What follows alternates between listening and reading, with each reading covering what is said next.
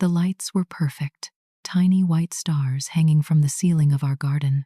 My mother always knew how to throw a party, especially when it was my party, or, at least, it was supposed to be. This was my 18th birthday, the big one, the one where I was finally supposed to be seen. I stood near the string quartet, smoothing down my dress. I felt a knot in my stomach. Even surrounded by 100 people, I felt completely alone. I watched my parents, Arthur and my mother, working the room. They weren't looking at me. They were looking for someone else. Then, I saw my father, Arthur Harris, walk to the center of the lawn. He picked up a champagne glass and tapped it with a silver knife. Ting, ting, ting. The sound was sharp. It cut right through all the fake laughter and small talk. Everyone went quiet. "A toast!" he shouted, his voice booming. He smiled, but the smile wasn't aimed at me. It shot right past me, over my head, and landed on my brother, Leo. My mother stood beside him, her face glowing with pride. My heart didn't just sink, it felt like it stopped. "To Leo," my father said. "My name is Marie." He said, "To Leo." My brain just froze. "We are so proud to announce the new expansion of the Harris Group, which Leo will be heading up as our new Vice President of Development." The crowd exploded in applause. People were cheering, patting Leo on the back. Leo, who couldn't even balance his own checkbook.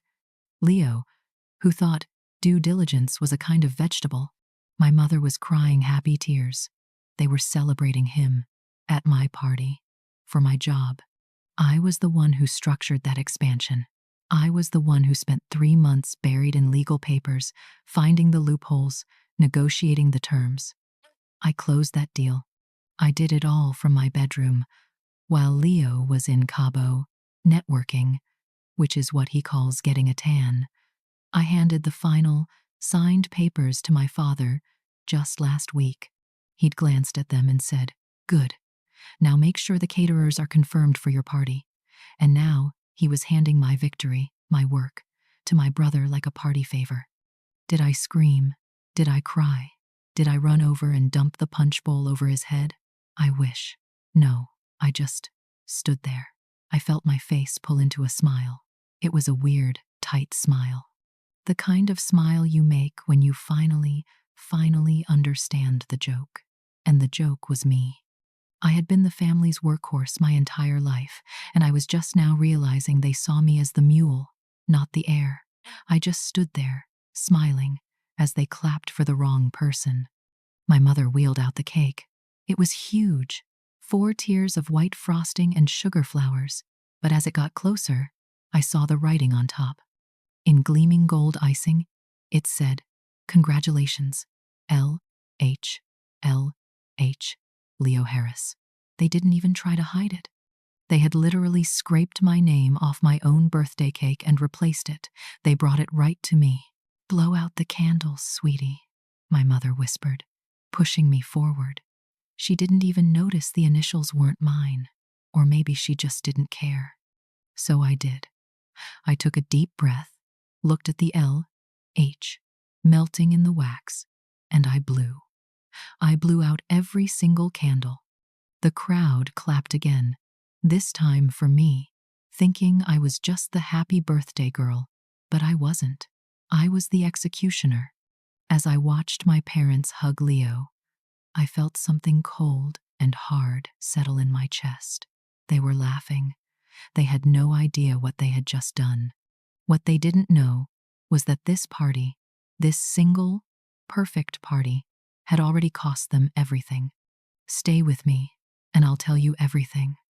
I'm going to show you, step by step, exactly how I took back what was mine. It's not just about the money. It's about the truth. I'm going to pull back the curtain on the Harris family, and what you're going to see will blow your mind. You think this is bad? This party was just the appetizer. What came next was the main course. I promise you, by the end of this story, you won't believe what I found and what they'd forgotten.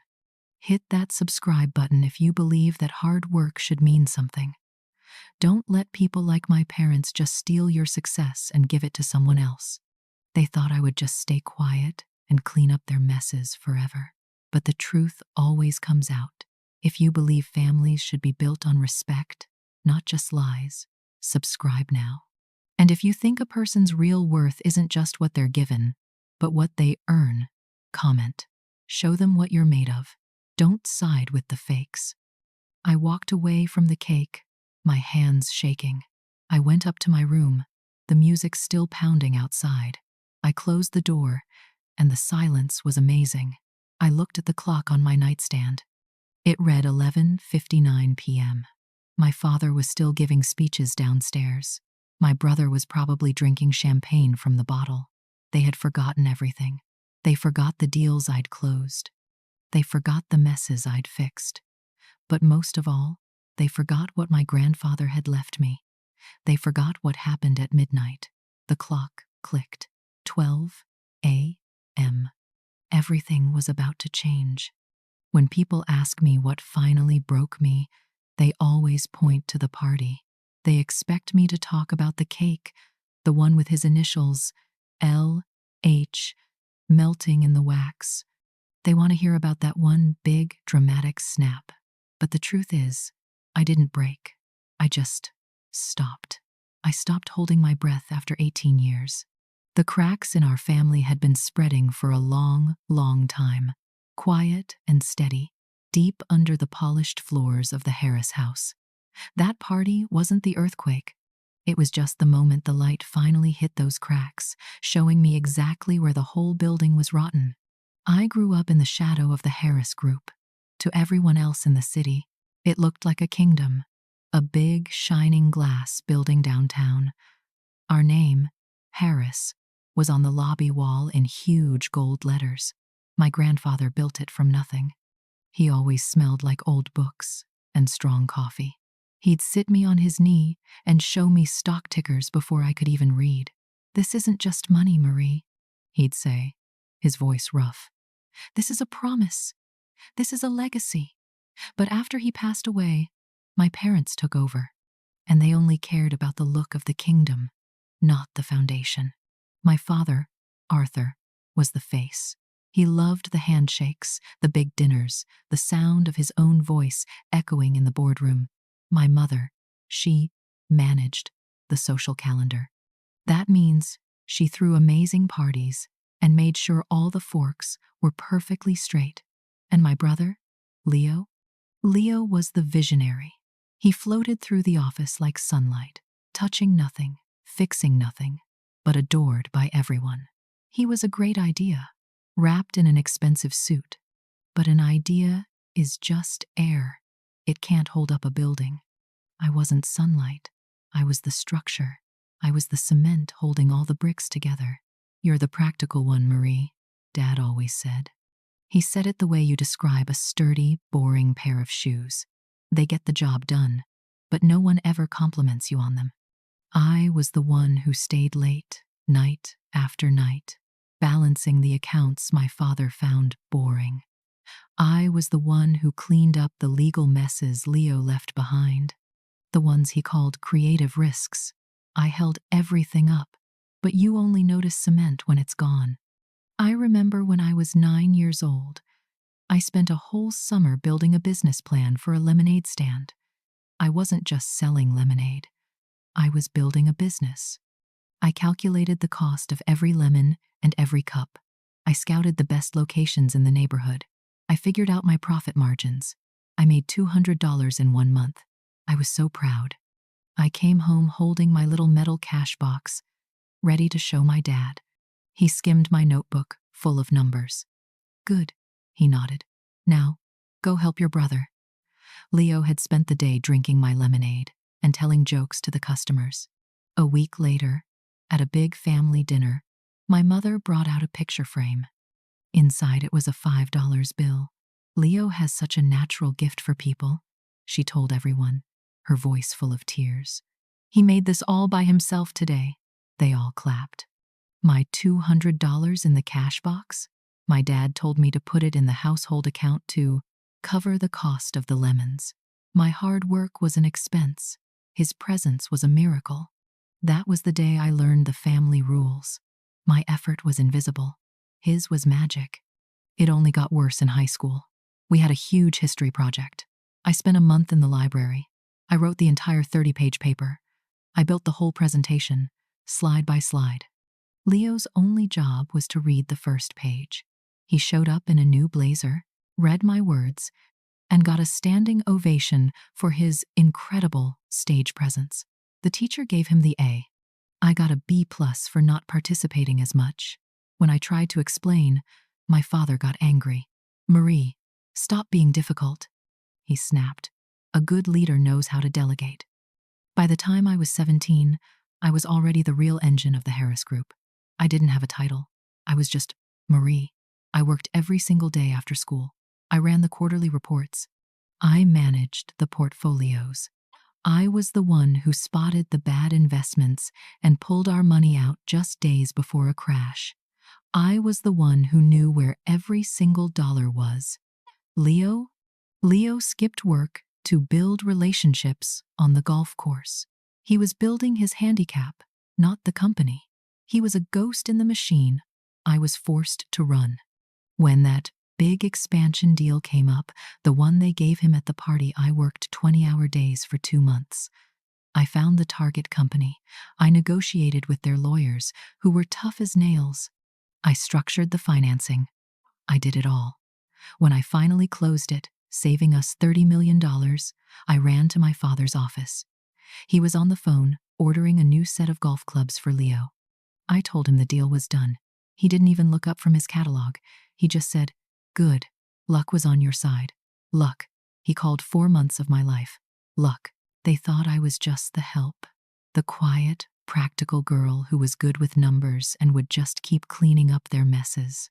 They loved Leo, the visionary. They loved the idea of him. They forgot who my grandfather was. He wasn't a visionary. He was a planner, a practical man, a man who knew his children. He knew my father was weak and my mother was blind. He knew Leo was a black hole for money. He taught me to read ledgers, but he also taught me to read people. And he left me one last lesson, hidden in a place they never, ever thought to look. The week before my 18th birthday was a blur. It wasn't about planning a party. I let my mother worry about the flowers and the music. I was busy. I was locked in my room, buried in stacks of paper. But it wasn't homework, and it wasn't the company's daily mess. I was reading my grandfather's real files, the ones he kept in a locked bank vault, not the dusty filing cabinets in his old office. My parents knew I was good with numbers, so they let me organize his estate. They had no idea I was reading it, word for word. They thought he had left the company to them, in their care. They didn't read the fine print. My grandfather, the man who built everything from stone and steel, hadn't left them in care. He'd left them on a leash, a very short leash. He'd left me everything: control, power, the keys to the entire kingdom. And my 18th birthday wasn't just a party, it was a timer. The exact date and time the lock was set to spring open, and my parents had no idea they were about to be on the outside. I spent that whole week feeling like a ghost. I'd sit at the dinner table, watching my father promise Leo a new corner office, and I'd just nod. I'd smile. I knew that office wasn't his to give. It felt like I was watching a movie of my own life. They were all just actors, saying their lines, completely sure the story was about them. They had no idea I was holding the real script. They thought I was just the quiet girl who brought them their coffee. They forgot I was the one who owned the coffee shop. The night before the party, I was finishing the final transition papers with the lawyers. I was exhausted, but I was ready. I walked into the kitchen, and my family was there. My mother was holding a long, dark green velvet box. My heart stopped. I knew that box. "We just couldn't wait," she squealed, her eyes shining. She handed the box to Leo. Not to me, to Leo. My stomach went cold. Leo fumbled with the gold clasp and opened it. Inside, lying on white silk, was the Patek Philippe watch, my grandfather's watch. That watch, It wasn't just a watch. It was his. It was the one thing he never, ever took off. He wore it every day. When I was 12, I spent a whole weekend helping him find a tiny $1 accounting error in a 100-page report. He'd laughed. A real, deep laugh. He took the watch off his own wrist and held it out to me. "The day you close your first $1 million deal, Marie," he'd said, his voice rough, "this is yours. A promise." I closed that $30 million expansion deal 6 months ago. And now, Leo was holding my promise in his hands. "It's time you looked the part, son," my father said, clapping Leo on the shoulder. Leo slid the heavy gold watch onto his wrist. It looked ridiculous. It was too big, too heavy for him. It looked like a costume. "Wow, Dad. It's a lot," Leo said, grinning at how it shined. I just stood there. I couldn't feel my legs. "What about Marie?" I whispered. My voice sounded tiny, like a little kid's. My mother turned to me, her smile tight. "Oh, honey, that's a man's watch. It's for the head of the family. We'll get you a nice little bracelet." A man's watch for the head of the family. They really, truly had no idea, did they? They didn't know what my grandfather had actually written in his will. They didn't know his definition of head of the family. They thought his legacy was just buildings and bank accounts. They didn't understand the final, secret lesson he'd taught me. He didn't just leave me the company. He left me the armor. He knew they would do this. He knew them. And he'd left me a weapon they would never, ever see coming.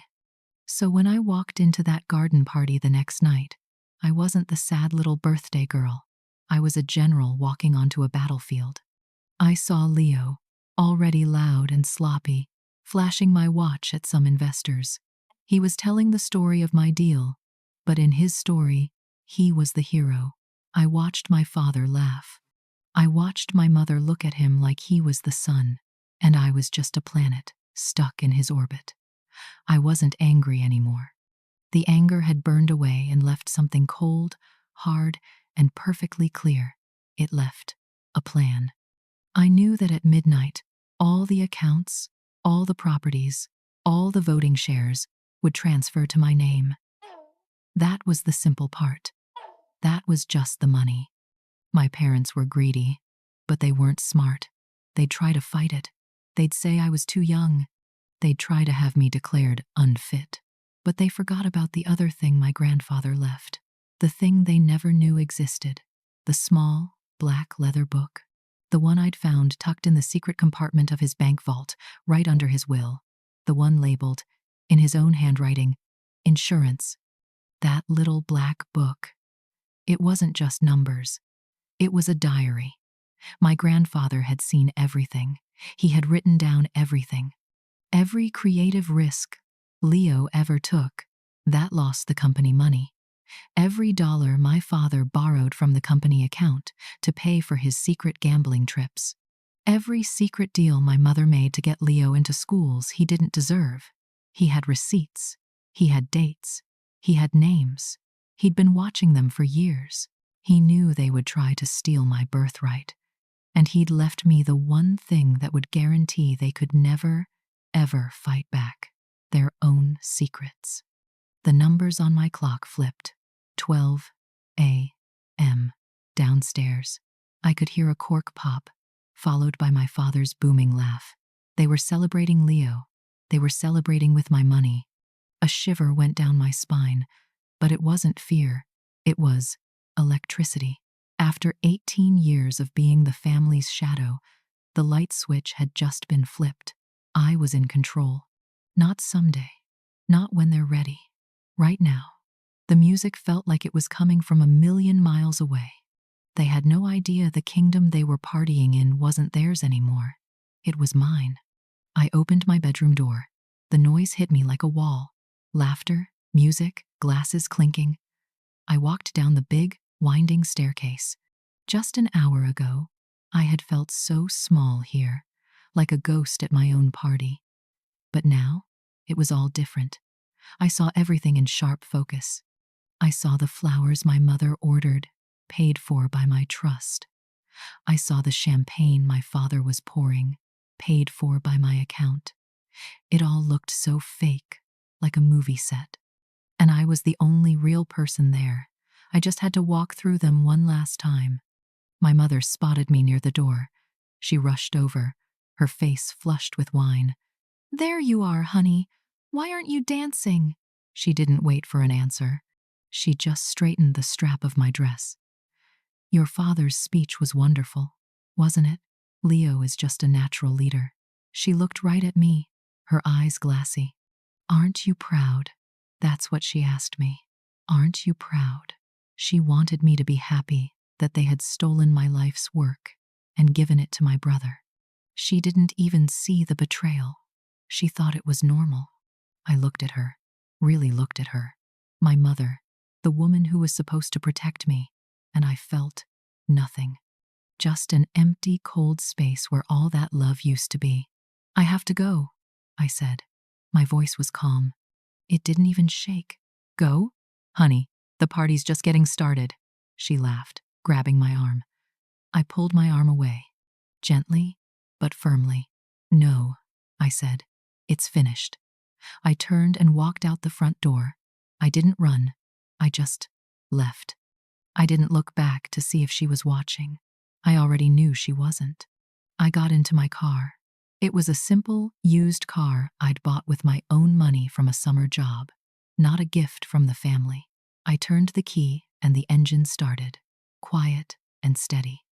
Inside the house, the music blasted. Outside, in my car, there was just silence, the most beautiful silence I had ever heard. I drove away from the big, bright house. I didn't cry. I didn't even feel angry anymore. That was the strangest part. All the hurt, all the fire was gone. It had burned down into something hard and sharp, like a diamond. I wasn't driving back to my childhood bedroom. I couldn't. I had been saving for months, ever since I first read my grandfather's will. I knew this day was coming. I had my own place, a tiny, one-bedroom apartment downtown. It wasn't much, but it was mine. My parents didn't even know it existed. They thought I was saving for college. They had no idea I was building my escape pod. As I drove through the empty streets, I felt like I could finally breathe. For the first time in my life, I was breathing my own air. Alex was waiting for me. He was sitting on the steps of my apartment building, a thermos of coffee in his hands.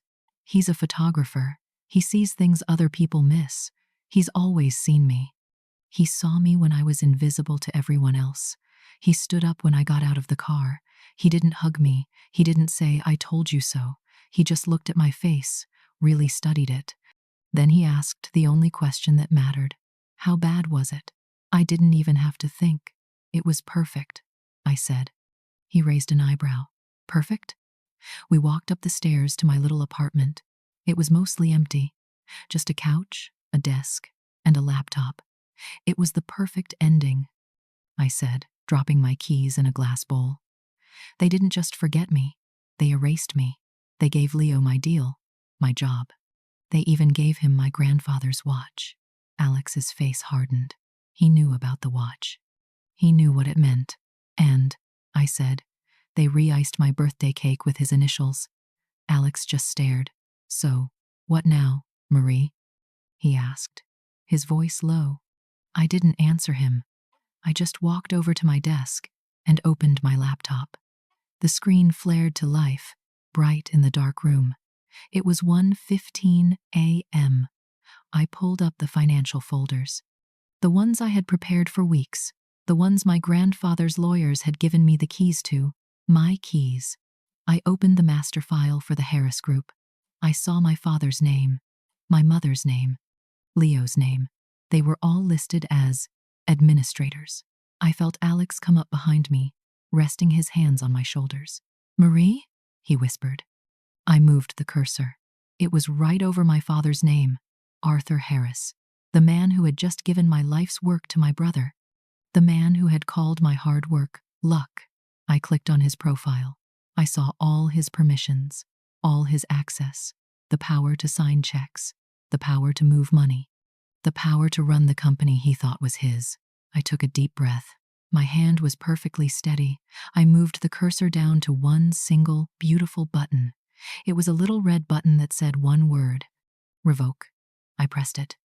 I clicked the button. The little red revoke button. It didn't make a sound, but in my head, it was as loud as a cannon blast. A little loading symbol spun for half a second. Just one little circle. Then, the screen flashed. Arthur Harris. Access revoked. Just like that. 18 years of being scared of him, of trying to please him, gone, deleted. I let out a breath I didn't even know I was holding. Alex squeezed my shoulders. One down, I whispered, but my voice was shaky. My hand moved to the next name on the list. My mother. She wasn't an administrator like my father. He just wanted her to spend, not to think. She was listed as a registered user with unlimited corporate access. I clicked on her profile to see what that meant. It meant the credit cards, plural, 4 of them. The ones she used for her parties, her designer clothes, her spa days, her charity lunches where she just gossiped with her friends, the card she used to buy my own birthday cake and scrape my name off it. I saw the balance. My stomach twisted. The amount she'd spent this month. It was more than I'd saved in my entire life. It wasn't just waste. It was proof. Proof they saw the company as their personal piggy bank, and I was the pig. My hand didn't even shake this time. I was done being sad. I was angry. I moved the cursor over her name. Click. Revoke access. Click. Deactivate all associated cards. Click. Flag account for full audit. That last one felt good. Alex read the screen over my shoulder. Flag for audit? Marie? That's fair? I said. Grandfather's rules. Not mine. 2 down. Now, there was only one name left. The visionary. My brother. Leo. I opened his file, and my blood went cold. This was wrong. He wasn't just a user. My father had made him a signatory on the main accounts. He had the power to move money. Not just spend it, but move it. My father, in his lazy, stupid pride, had given the family's entire safety net to a boy who thought a stock market was a place you bought soup. I scrolled through his user activity. My hands started to shake, but this time with rage. Transfer, transfer, transfer. Small amounts at first, $5,000, then bigger, $20,000, $50,000, all going to one single, unlabeled bank account. I stopped. I looked at Alex. He's been stealing, I whispered. It wasn't a question. It was a fact. Marie, are you sure? I didn't answer. I ran to my bag and pulled out the small, black leather book, my grandfather's insurance. I flipped through the pages, my heart pounding so hard I could hear it in my ears. His handwriting was shaky, but the numbers were clear. L. H. $50,000. L. H. $100,000. Payoff. My grandfather had been tracking him. I thought my father was the gambler, but I was wrong. It was Leo. My father was just covering for him. All this time, I thought Leo was just stupid. He wasn't. He was a criminal. I turned back to the laptop. My anger was gone. It had turned into something else. Something cold and sharp. Ice. I saw the unlabeled account number from Leo's transfers. I typed it into the search bar of the black book, and there it was. A name. A name I didn't recognize. V. Romano. And next to it, my grandfather had written, Leo's problem, not the firm's. He knew. He knew all of it. He knew Leo was a black hole, and he'd left me the evidence to prove it. I looked at the screen, at Leo's name. Click. Revoke. Click. Freeze all associated accounts. Click. Initiate clawback protocol. I leaned back in my chair. It was 1:45 a.m. The entire digital foundation of the Harris Group was now completely and totally locked. Alex was quiet. He just walked to the kitchen and made me a cup of tea. He handed me the mug, the way you hand someone a blanket after they've walked out of a burning building. It's done, I said. It felt too easy, like I'd just beaten a video game. But I knew the game wasn't over. This was just the first level. The real bosses hadn't even realized the game had started. We sat in the silence, just listening to the hum of my laptop. And then it started. A tiny buzz from my laptop, a new email, the subject line, urgent, payment failed. It was from the champagne vendor for the party. My mother's card had been declined. I smiled, a real smile. Then another buzz, access denied. L. Harris. Leo was probably trying to get into his company email. Buzz, buzz, buzz. The alerts started pouring in. System alerts, failed logins, access violations. It was a digital drumbeat. They know, they know, they know. My phone, the one my family paid for, rang. I looked at the screen. Father. My heart hammered against my ribs. This was it, the moment of truth. I let it ring. Once, twice, 3 times. It went to voicemail. I watched the little icon pop up. He'd left a message. A second later, it rang again. Father. He was angry. I could feel the rage through the screen. I let it ring. Voicemail. Then, a new call. Mother. Her turn. I let it ring. Voicemail. Then, a text from a number I didn't recognize. Mary, pick up the phone. Dad is going crazy. This isn't funny. It was Leo. They were trapped, locked out of their own castle, and they didn't even know I was the one who held the key. They thought it was a glitch. They thought it was a mistake. They still thought I was the practical one who would wake up and fix it for them. Alex looked at me. Are you going to answer? I looked at the phone, which was lighting up again. Father. He was relentless. I picked up the phone. My hand was steady. But I didn't hit answer. I pressed the power button and held it down. The screen went black. I looked at my laptop, at all the failed logins. They couldn't use my company, but they could still use my name. I had to fix that, and fast. It's not enough, I said. I'm not just locking them out, I said, my fingers flying across the keys. I'm building a wall. My old phone was black and silent, turned off, dead to them. But my laptop was a beacon in the dark room. It glowed. Revoking their access was just the first step. That was defense. That was just locking the door after the thieves had already been inside. Now, I had to build the wall. A wall so high they could never, ever climb it. What wall? Alex asked, his voice low. I opened a new blank document. They think this is a glitch, I said, my fingers flying across the keys. They think Practical Marie is going to wake up, apologize, and fix it for them. I started typing, the click-clack-click sound filling the room. They don't know that Marie is gone. I was drafting an email. But this email wasn't for them. Oh no. Sending it to them would be a waste of time. This one was going to everyone else. The members of the board, the company lawyers, the managers at the bank, the people who really mattered. I kept it short, professional, cold as ice, effective immediately. I wrote, per the terms of the Harris Trust, I, Marie Harris, have assumed my role as sole executor and majority shareholder of the Harris Group. All previous administrative access has been revoked pending a full audit. I paused, then added the final nail. Please direct all future correspondence to me. I attached the scanned front page of my grandfather's will, the part they had obviously never bothered to read, the part that named me. I looked at the to line. It had 20 names on it. All the people who had watched my father hand my work to Leo. All the people who had clapped. Ready? Alex asked. I took one last deep breath. My finger was shaking, just a little. This was the real point of no return. The party? That was them. This was me. I clicked the send button. The little whoosh sound was the quietest declaration of war in history. For a second, nothing happened. The email was just gone, sent into the world.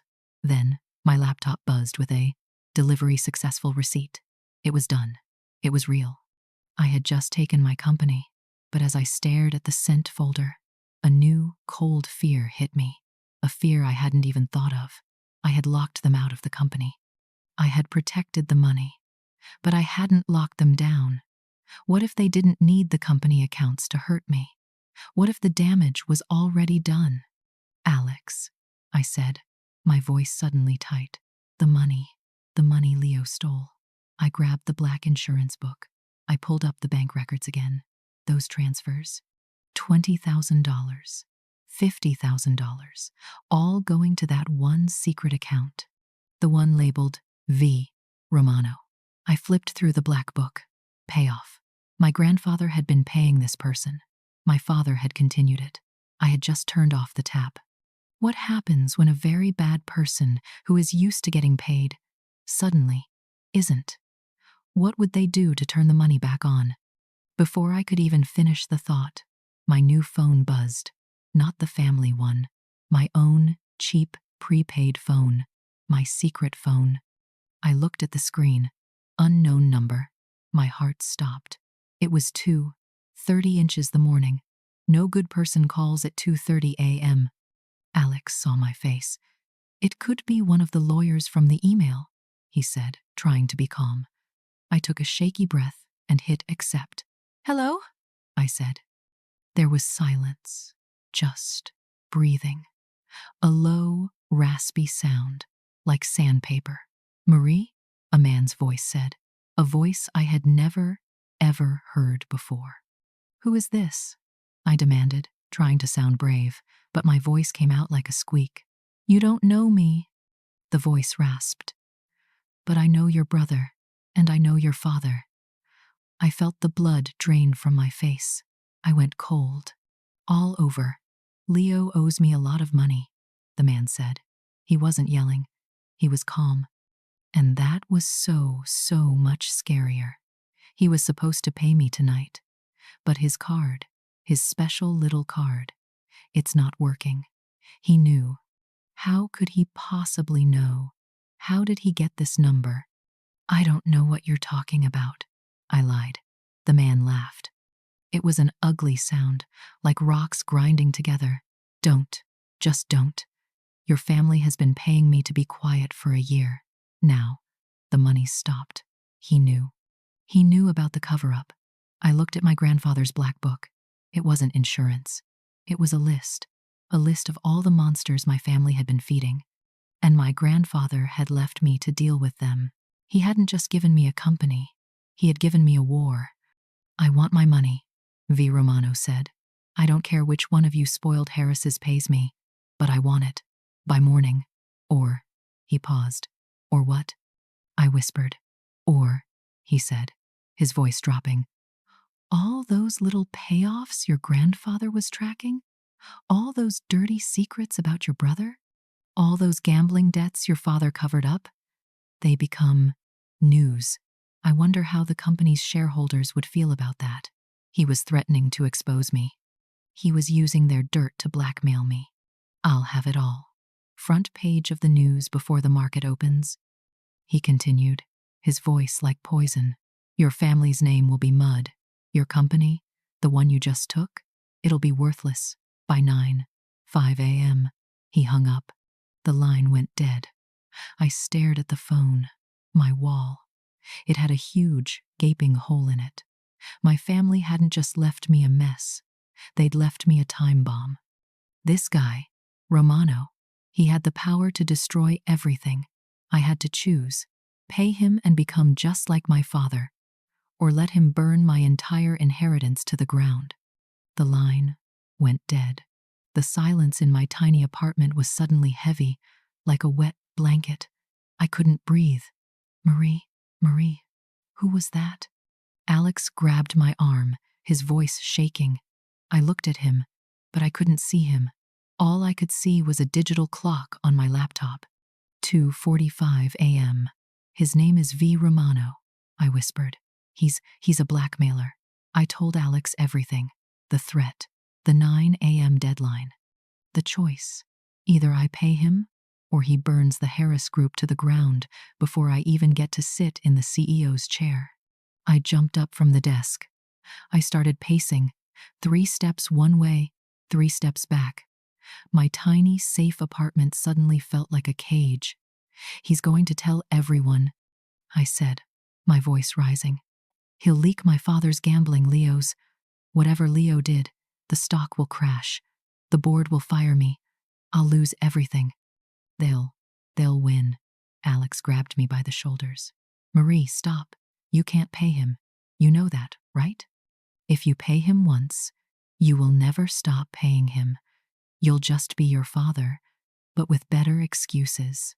He was right. I knew he was right. Paying him meant I was just like them. I'd be the new practical one, cleaning up their messes forever. But if I didn't pay, I'd have nothing left to clean. I'd have my freedom, but I'd be broke, and they'd all just laugh at me. I stared at the black insurance book on my desk. My grandfather. He wasn't just smart, he was cold. He didn't leave me a company. He left me a collection of unexploded bombs and a ticking clock. He didn't just list the problems, he managed them. Why? I grabbed the book. "He's not the only one with secrets, Alex," I said, my voice low. "My grandfather was a planner. He wouldn't just pay someone. He would have a backup plan." I started flipping through the pages, looking for Romano. I found it. It wasn't just a list of our payments. It was a list of his weaknesses. My grandfather hadn't just been paying him. He'd been investigating him. He had dates, bank accounts, offshore accounts. Romano wasn't just a blackmailer. He was a money launderer. My grandfather had left me the bullets and the gun. I was about to pick up my phone. I was going to call Romano back. I was going to show him what a real threat looked like. But before my hand could even touch the screen, a new sound ripped through the quiet apartment. It wasn't a buzz. It wasn't a ring. It was a boom, boom, boom. Someone was pounding on my apartment door, pounding with their whole fist, hard, furious. My heart flew into my throat. It was 3:15 a.m. Criminals don't knock. Only one person in the world would dare to do that. Mary Harris, I know you're in there." My father. His voice wasn't his smooth party voice. It was a roar. It was thunder. It was the sound of a king who had just found out his castle was gone. "Open this door. Right now." Alex stood in front of me. "How did he find you?" he whispered. I closed my eyes. "My mother," I whispered back. "She insisted on a safety tracker for my car. She said it was for emergencies. I guess this is her emergency."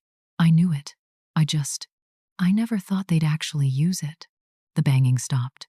A second later, the intercom speaker on my wall screeched to life. Bzzz. It was so loud it made me jump. "Mary," my father's voice screamed through the speaker, full of static and rage. "You think this is a joke? You have ruined this family. The bank is calling me. The board is calling me. The company is frozen. You are a child, Marie. You don't know what you are doing." I walked to the wall. My hand was shaking so hard I could barely press the talk button. "I know exactly what I'm doing," I said. My voice was surprisingly clear. "I'm stopping the theft. I'm stopping you." There was a second of shocked silence. Then the roar. "Theft? You ungrateful little, after everything we've given you. Your mother is upstairs having a panic attack. Leo is a wreck. He's destroyed." He was lying. The classic guilt trip. It was his favorite weapon. "You have until 9 a.m., Marie," he snapped. "You turn everything back on. You tell the board it was a technical mistake. Or I swear, I will personally see to it that you are removed. I will have you declared mentally unfit. You're 18, Marie. You're nothing." The 9 a.m. deadline. The same one Romano gave me. They were working on the same clock. My father was threatening to ruin my reputation. Romano was threatening to ruin the company. It was a trap. A perfect trap. "Is that all?" I asked, my voice cold. He didn't answer. The intercom just crackled. Then, a new voice. Quiet. Shaky. My mother's voice. Marie, honey? Please. Just fix it. Please. You don't know what you're messing with. Mr. Romano. He's not a nice man, honey.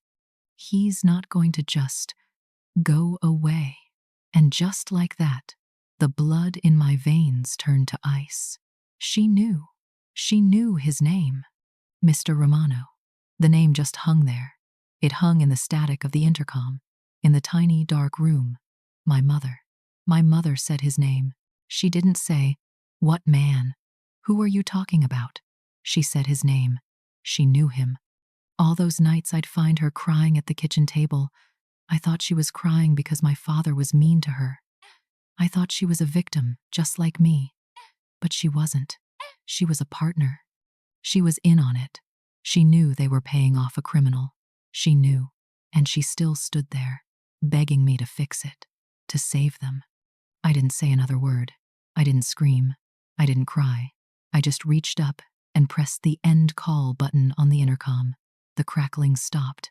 The silence that rushed in was louder than my father's yelling. I turned and looked at Alex. His face was white.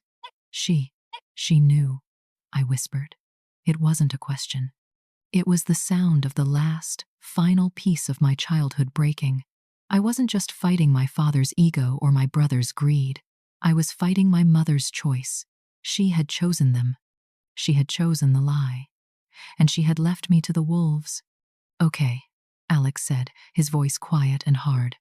"So that's the plan. It's a two-front war." I nodded, the fog in my brain finally clearing.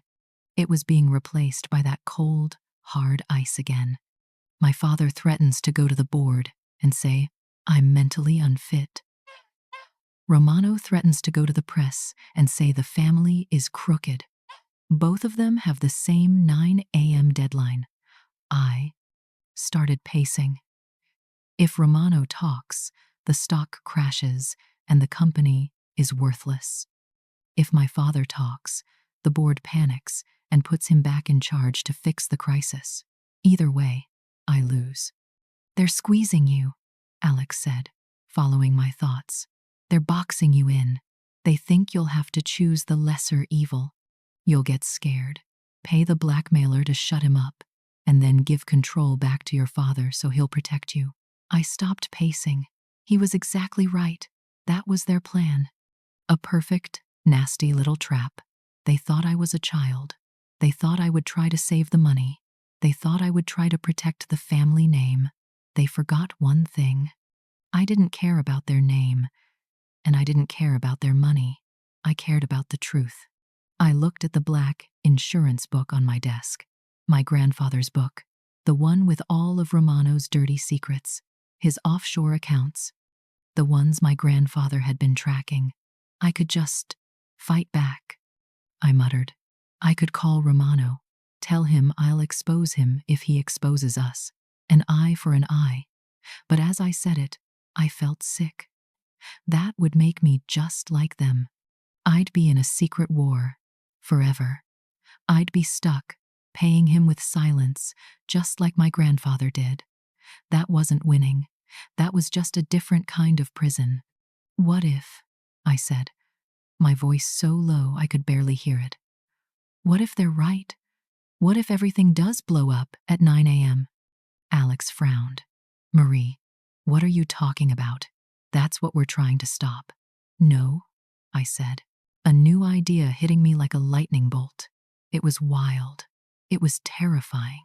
And it was perfect. They're counting on me trying to stop the explosion. They're counting on me being scared of the fire. But what if I'm the one who lights the match? "You're going to leak it yourself," Alex whispered, his eyes wide. "Yes," I said, "but not to the press. I'm going to leak it to the board." I grabbed my laptop. My hands weren't shaking anymore. They were perfectly, absolutely still. It was 3:30 a.m. My father wants to call an emergency meeting to say I'm crazy? Fine. I'll call one first. He wants to tell them I'm unfit? I'll show them why. I opened a new email. The to line was all 20 members of the Harris Group Board of Directors. Subject: Urgent. Emergency board meeting at 8 a.m. Full transparency and internal audit. My fingers flew. I'm setting the meeting for 8 a.m. An hour before their deadline. I was going to tell them everything.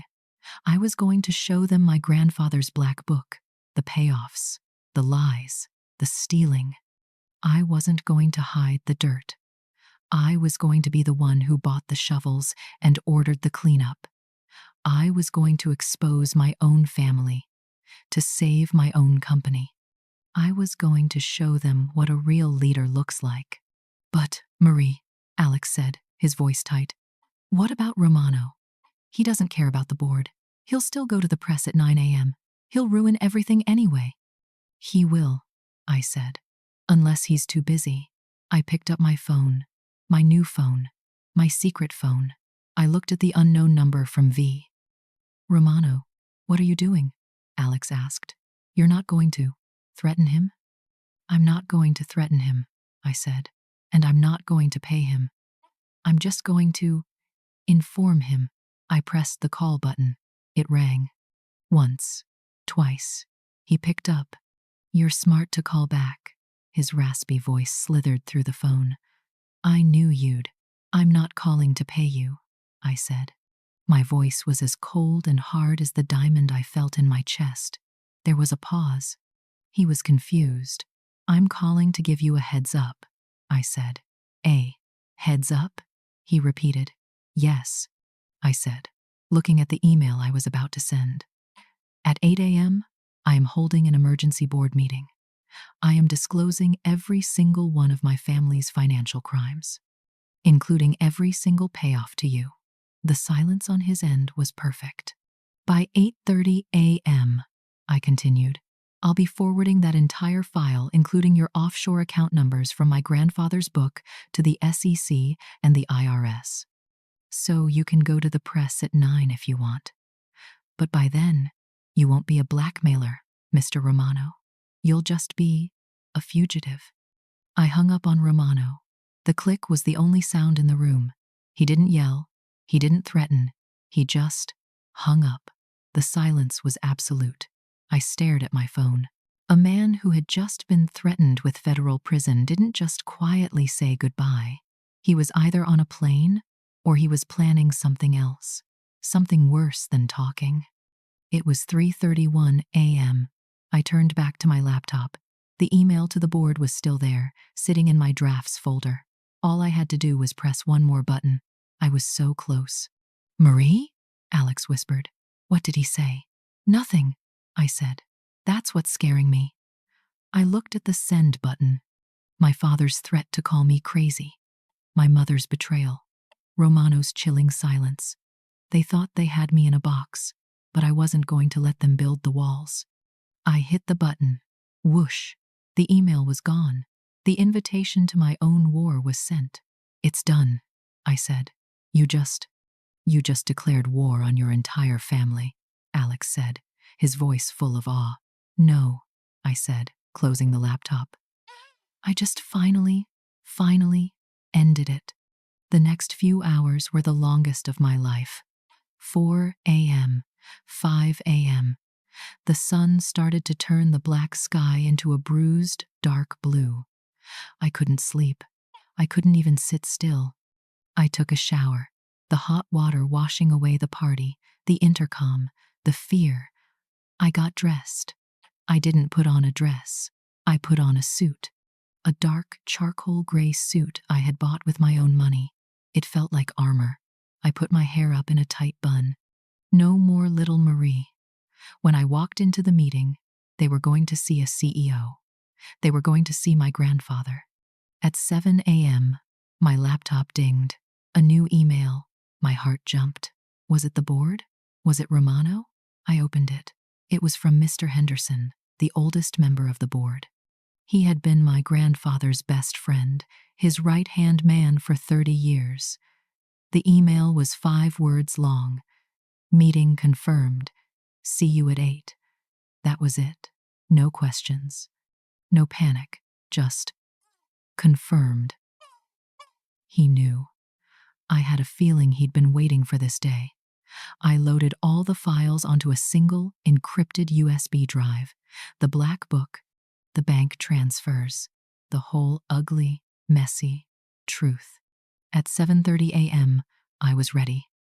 Alex grabbed his camera bag. He said he was going to be my witness, and I was glad. We were just about to walk out the door when my new phone buzzed. Unknown number. My blood went cold. It wasn't Romano's number.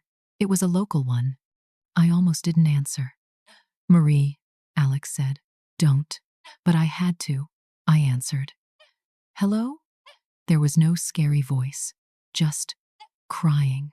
A woman, sobbing so hard she could barely breathe. "Please, you have to help. He's gone. Who is this?" I asked, my voice sharp. "It's I'm Anya," she choked out. Leo's gone. He took his passport and all his money, and he's gone." Leo, he ran. The visionary, the head of the family, the boy who took my watch. He was a coward. He'd fled. This woman, Anya, was probably another one of his secrets. Another person he'd left holding the bill. "I'm sorry," I said, and I meant it. "But I can't help you." I hung up. One enemy, down. He'd taken himself right off the chessboard. But that just left the other two, my parents and Romano. And I suddenly realized my parents hadn't been banging on my door again. They were too quiet. 7:45 a.m. We walked into the lobby of my apartment building, and my heart stopped. They were there, waiting, sitting on the cheap lobby couch like statues. My father, his $5,000 suit looked like pajamas. It was rumpled, stained. His face was a grayish white. My mother, she was worse. Her makeup was gone. Her eyes were swollen shut from crying. She looked old. They both looked up as I walked out of the elevator. My father stood up, his legs shaky. "Marie," he said. His voice wasn't a roar. It was a croak, a pathetic, broken sound. "You can't do this." "I have to," I said. I started to walk past him, toward the glass doors. He stepped in my way. "No, please," he begged, his hands twisting together. You don't understand. The Romano thing. It's not what you think. It's about your grandfather." I froze. Alex tensed beside me. "What about him?" He didn't just pay him," my father stammered, his eyes darting around. "It wasn't Leo's debt. He just put Leo's name on it. It was his debt, Marie, your grandfather's." My whole world tilted. My grandfather? The man who built everything? The man who wrote the black book? The man I was doing all this for? "He's lying," Alex said, pulling my arm. "He's desperate, Marie. He'll say anything to stop you. Look at him." I looked at my father. He did look desperate. He looked like a cornered animal. "It's the truth," he cried, tears welling up in his eyes.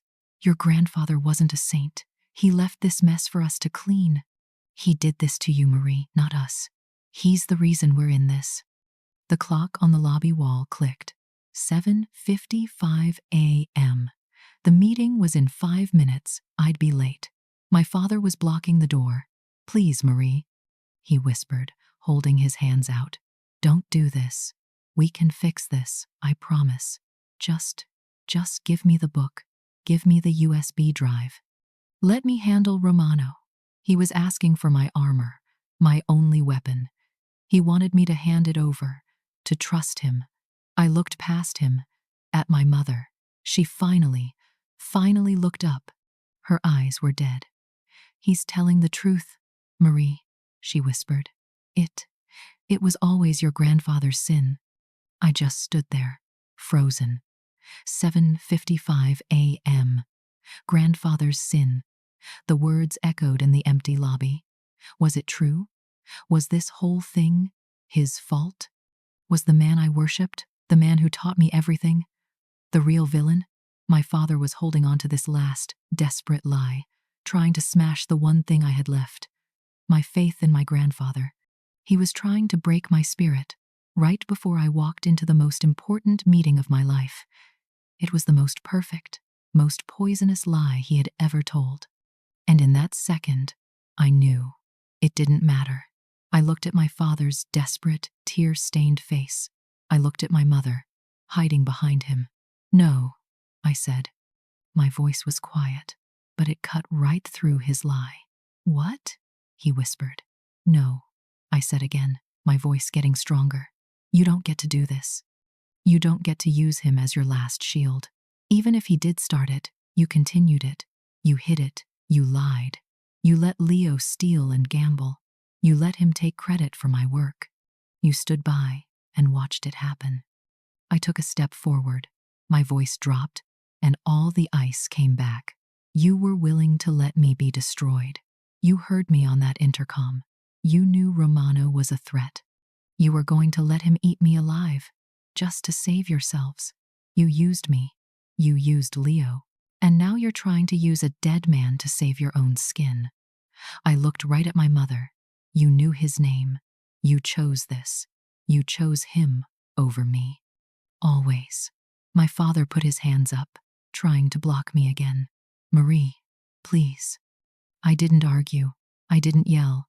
I just put my hand on his expensive, rumpled suit right in the middle of his chest, and I pushed. It wasn't a hard push. It was just a move. I just moved him out of my way, like a piece of furniture I was done with. He stumbled back, his eyes wide with shock. He wasn't a monster. He wasn't a king. He was just a weak, sad old man. I walked right past him. Alex was right behind me. I pushed the heavy glass lobby doors open.